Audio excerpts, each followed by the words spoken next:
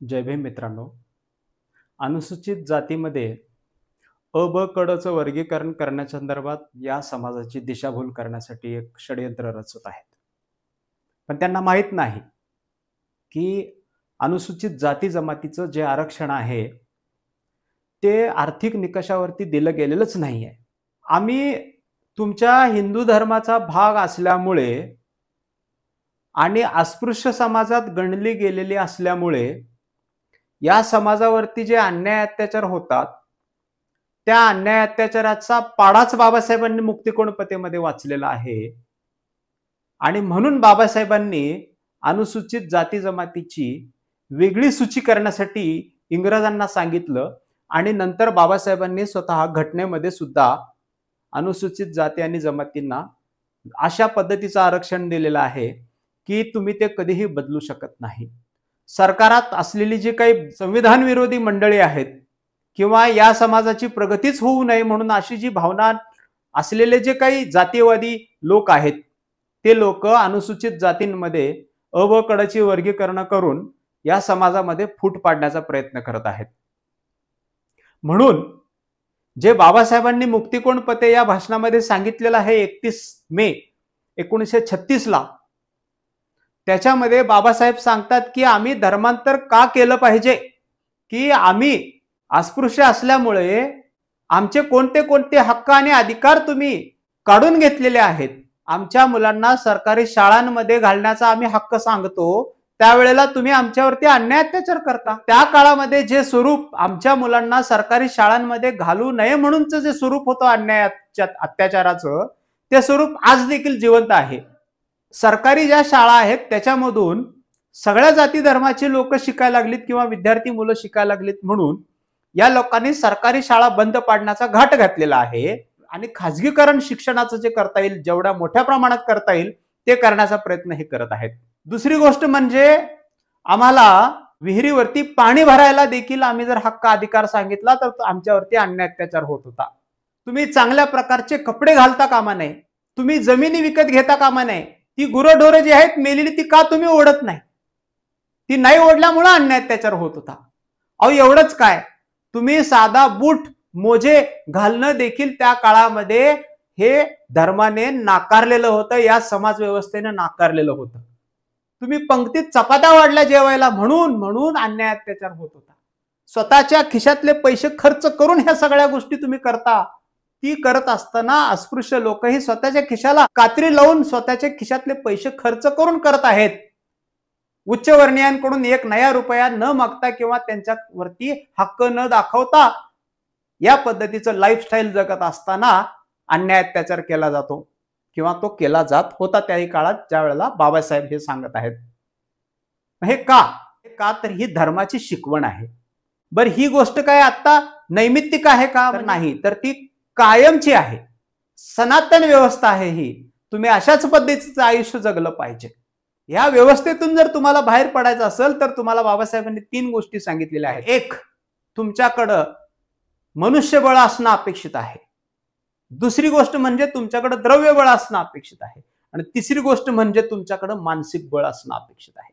मनुष्यबळाची चर्चा जर केली तर बाबासाहेबांनी एक उदाहरण दिलेलं आहे मुंबई इलाक्याचं. अस्पृश्यांची मुंबई इलाक्यामध्ये 1/8 संख्या आहे आणि त्या 1/8 असलेल्या अस्पृश्यांची संख्या जरी 1/8 दिसत असली तरी सुद्धा ती सगळी अस्पृश्य जातीतली लोक एकसंघ नाहीत. तो भौगोलिक दृष्ट्या सुद्धा विखुरलेला असल्यामुळं त्याचं एकत्रित येणं देखील अवघड आहे. म्हणजे तुम्ही एकसंघ नाही आणि तुम्ही एकत्र देखील नाही. मी महार, मी मांग, मी ढोर, मी चर्मकार, मी अमुक, मी तमुक, त्यांच्यामध्ये संघटित राहण्याची मानसिकता नाही. का तर ती मानसिकता त्यांच्या धर्मानेच निर्माण करून दिलेली आहे. दुसरी गोष्ट म्हणजे द्रव्यबळ. एक वेळा मनुष्यबळ आहे असं मान्य जरी केलं तर द्रव्यबळाची अतिशय भयानक परिस्थिती आहे असं बाबासाहेब सांगतात, की तुमच्याकडे नोकरी नाही कारण तुमच्याकडे शिक्षण नव्हतं आणि तुम्हाला शिकू दिलेलं नाही. मग शिक्षण नसल्यामुळं तुमची नोकरी नाही, नोकरी नसल्यामुळं तुम्हाला समज नाही. आज देखील आपण एखादा व्यापार करायला सुरू केलो तर त्या व्यापाऱ्याचा आडनाव बघतात, तो कितीही चांगल्या क्वालिटीचा असू देत, पण त्याच्याकडून वस्तू घेत असताना त्याची जात बघितली जाते. बाबासाहेब सांगतात की तुमच्याकडं व्यापार नाही, तुमच्याकडे नोकरी नाही, त्यामुळं तुमच्याकडे द्रव्यबळ उपलब्ध नाही. तुमच्यावरती स्पृश्य हिंदू ज्या वेळेला अन्याय अत्याचार करतात त्यावेळेला कोर्टामध्ये जाऊन तुम्ही न्याय मागण्यासाठी जी कोर्टाची फी भरावी लागते ती फी भरण्यासाठी सुद्धा तुमची कॅपॅसिटी नसल्यामुळं तुम्ही ती फी भरू शकत नाही. गुपचूप गुमान तुम्हाला स्पृश्य हिंदू जो अन्याय अत्याचार करतील तो सहन करावा लागतो. आणि तिसरी गोष्ट म्हणजे बाबासाहेब सांगतात की मनुष्यबळ एक वेळा आहे असं मान्य करू, द्रव्यबळ जरी थोडंफार आहे असं जरी मान्य केलं तरी सुद्धा तुमच्याकडं मानसिक बळ नाही. आणि ते मानसिक बळ मिळवण्यासाठी आपल्याला ताकद निर्माण करावी लागेल. एक उदाहरण बाबासाहेबांनी सांगितलं की एखाद्या खेड्यामध्ये जा तुम्ही, तिथं 10 अस्पृश्य हिंदूंची घरं असू देत आणि 2 मुसलमानांची घरं असू देत. मुसलमानाची 2 जरी घरं त्या गावामध्ये असली तरी त्यांच्यावरती जर कुणी अन्याय अत्याचार करण्याचा प्रयत्न केला तर सबंध भारतातले मुसलमान त्यांच्यासाठी मदतीला धावतात, का तर ते एक संघ आहेत. आणि अस्पृश्यांची हिंदूंची 10 घरं जरी असली तरी ती कामाला येत नाहीत, कारण ती एक संघ असतातच याची गॅरंटी नाही. आजूबाजूच्या गावातली लोक त्यांच्या मदतीला येणं हा तर भाग निराळाच आहे. आणि त्यामुळं त्या लोकांची एवढी हिंमत होते की तुमची 10 घरे जरी असली तरी तुम्ही वेगवेगळ्या जातीचे अस्पृश्य लोक असल्यामुळे तुमच्यावरती वेगवेगळं करून अलग अलग करून तुमच्यावरती अन्याय अत्याचार करण्याची हिंमत त्या लोकांची होते, पण मुसलमानांच्या 2 घरांना त्यांची हात लावण्याची हिंमत होत नाही. मग त्या गावामध्ये मुस्लिम धर्मियांची लोक असतात, त्या गावामध्ये ख्रिश्चन धर्मियांची लोक असतात, म्हणजे हिंदू धर्माच्या व्यतिरिक्त इतर धर्माची लोक सुद्धा त्या गावामध्ये राहत असतात. त्या लोकांना कळत नाही का स्पृश्य हिंदू अस्पृश्य हिंदूवरती अन्याय अत्याचार करत आहेत? त्यांना कळतं, त्यांना समजतं, हे चुकीचं आहे हे देखील त्यांना मान्य आहे. पण अस्पृश्य हिंदूंची मदत करायला त्या बाकीच्या धर्मातले लोक का येत नाहीत? कारण तो हिंदूंचा वाद आहे, आम्ही त्याच्यात कशाला पडायचं. मग आम्ही ज्या वेळेला अस्पृश्य इतर धर्मीय लोकांकडे जातो की ख्रिश्चनांकडे जातो, मुसलमानांकडे जातो आणि त्यांना म्हणतो की बघा तुम्ही आमच्यावरती ही लोक अन्याय अत्याचार करतात, तुम्ही आमची मदत करा, तर ते म्हणतात की तो तुमच्या धर्माचा भाग आहे, तुमची समाज व्यवस्था आहे, तुम्हाला ती तसं जगायला भाग पाडलेली आहे, तुमच्या धर्मामध्ये आम्ही कशाला खुडबुड करायची. आणि मग जर तुम्ही आमच्या धर्माचे असता तर आम्ही तुमची मदत करू शकलो असतो. म्हणून बाबासाहेब मुक्तिकोणपते या भाषणामध्ये सांगतात की तुमचाच छळ का होतो, तर तुमचाच छळ होण्याचं कारण असं आहे की तुम्ही विघटित आहात आणि हिंदू धर्माचा भाग आहात आणि त्या समाज व्यवस्थेतल्या सर्वात शेवटचे शोषित लोक असल्यामुळं तुमच्यावरती अन्याय होतो. मग तुम्हाला जर ताकद मिळवायची असेल, तुम्हाला जर सामर्थ्य मिळवायचं असेल तर ते सामर्थ्य तुम्हाला बाहेरून इम्पोर्ट करावं लागेल. म्हणजे तुम्हाला या धर्मामध्ये राहून कसल्याही प्रकारचं सामर्थ्य प्राप्त करता येत नाही, कारण तुम्ही असमर्थ राहणं, तुम्ही दुबळे राहणं या धर्माची व्यवस्थाच तुम्हाला असं सांगते. म्हणून तुम्हाला या धर्मामधून बाहेर पडल्याशिवाय तुमच्या पुढच्या पिढींचं कल्याण करून घेता येणार नाही. तुम्हाला जे सामर्थ्य आहे ते बाहेरच्या लोकांकडून इम्पोर्ट करावं लागेल, म्हणजे बाहेरच्या धर्मासोबत तुमचे सामाजिक ऋणानुबंध निर्माण करावे लागतील, त्यावेळेला तुमच्यामध्ये सामर्थ्य निर्माण होईल. आणि म्हणून बाबासाहेबांनी 31 मे 1936 ला अखिल मुंबई महार परिषदेमध्ये जे केलेलं भाषण आहे ते मुक्तिकोणपते, त्याच्यामध्ये बाबासाहेबांनी हे सगळं सांगितलं की तुम्ही धर्मांतर केल्याशिवाय पर्याय नाही.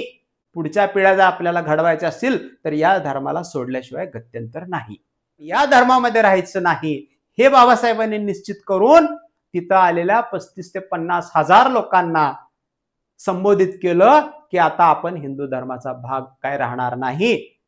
मित्रांनो, तिथं उपस्थित असलेले संत समाजाचे अस्पृश्य लोक जे होती, अस्पृश्य असून सुद्धा ती संत होती, नाथ होती, बैरागी होती, त्या सगळ्या लोकांनी आपल्या दाढ्या, मिशा, जटा अग्निकुंडामध्ये अर्पण केल्या.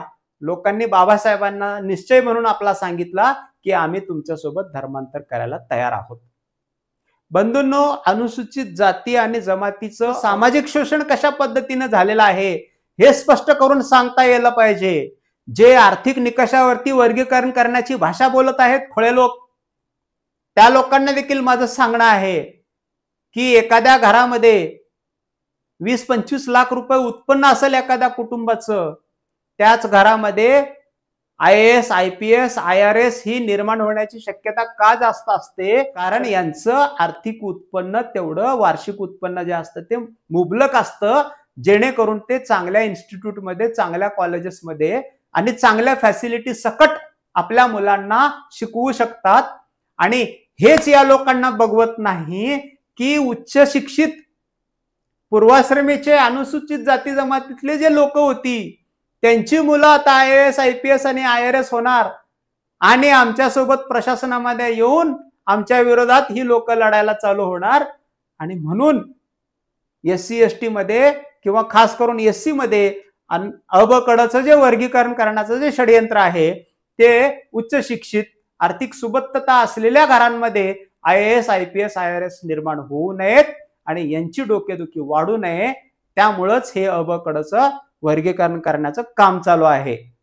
तर याला तुम्ही विरोध करत असताना बाबासाहेबांच्या मुक्तिकोण पत्रिकेचा रेफरन्स देऊन सांगितलं पाहिजे की तुम्ही सरकारी शाळेमध्ये आम्हाला शिकू देत नव्हता, पाणी भरू देत नव्हता नदीवरती किंवा एखाद्या विहिरीवरती, चांगले कपडे घालायला आम्हाला तुम्ही परवानगी देत नव्हता, चांगले दागिने आणि जमिनी घ्यायला आम्हाला तुम्ही परवानगी देत नव्हता. आमची आर्थिक सुबत्ता त्याही वेळेला होती, तरी देखील तुम्ही आम्हाला या सगळ्या फॅसिलिटी आमच्या आयुष्यात जगण्यासाठी उपभोगू देऊ शकत नाही. म्हणून जे सामाजिक आरक्षण आहे त्याच्यामध्ये कधीही आर्थिक बाब मध्ये येऊ शकत नाही.